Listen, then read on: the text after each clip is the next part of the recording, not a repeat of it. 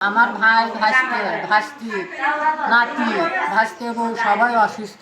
সে কথা শুনিয়া আমি হাসপাতালে এসেছি। এসে দেখি সবাই অসুস্থ, চিকিৎসা নিতেছি। কাল থেকে কোনো সুবিধা বোঝা যায় না। আমার বোন একজন সুবিধা হয়েছে, তাই বাড়ি গেছি। আমি তো জানি না, আমার বেটার বউ হয়।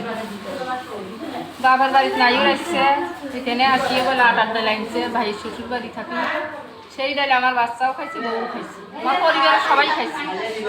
খায়া এই অবস্থা শুরু হয়ে গেছে, পাতলা পায়খানা আর বউ। রবিবার দিন আমার দুটো মনে করো দাওয়াত খাওয়া দিছে।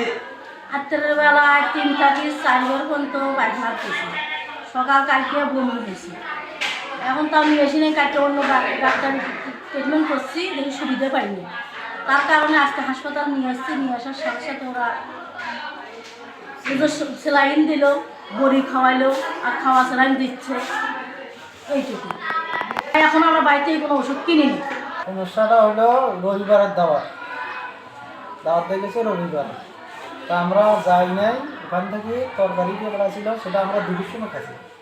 2-র সময় খাওয়ার পর তার রাতে মধ্যরাত খাইয়া আমাদের পাতলা পায়খানা শুরু হয়েছে। সকাল থেকে বমি শুরু হয়েছে আর জ্বর। তরকারি খাওয়া হতো সেগুলি 4 দিন অসুস্থ। বাবা দাওয়াত খাইতে গেছে, সেখান থেকে তরকারি নিয়ে এসছে। আমার মা খাইছে, আমার মা অসুস্থ হয়েছে, অথচ আমার বাবা আল্লাহ নবীর দয় সুস্থই আছে। দাওয়াত করা হয়েছিল আর কি। দাওয়াত দেওয়া হয় প্রায় 7টা থেকে, আমরা ওখানে 10টা বাজে, 7টা বাজে দাওয়াত খাই। খাওয়া দাওয়ার পরে বিলাল বুঝছেন ফুলবাড়ি পরে আমরা খাওয়া দাওয়া করে ওখান থেকে ছুটে আসি। তরকারিও আমরা ওখান থেকে বাড়ি থেকে নিয়ে যাই। বাড়িতে সবাই খুব অসুস্থ, আমার এই একই অবস্থা। পর্যাপ্ত রোগী আসতেছে, আমরা চিকিৎসা দিচ্ছি এবং অনেকে সুস্থ হয়ে বাড়ি গেছে, অনেকে প্রেজেন্ট আসছে।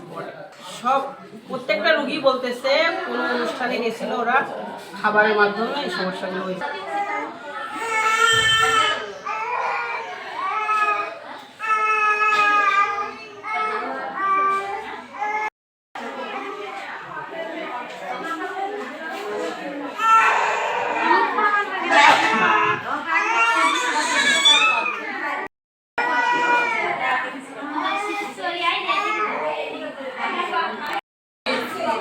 বাংলা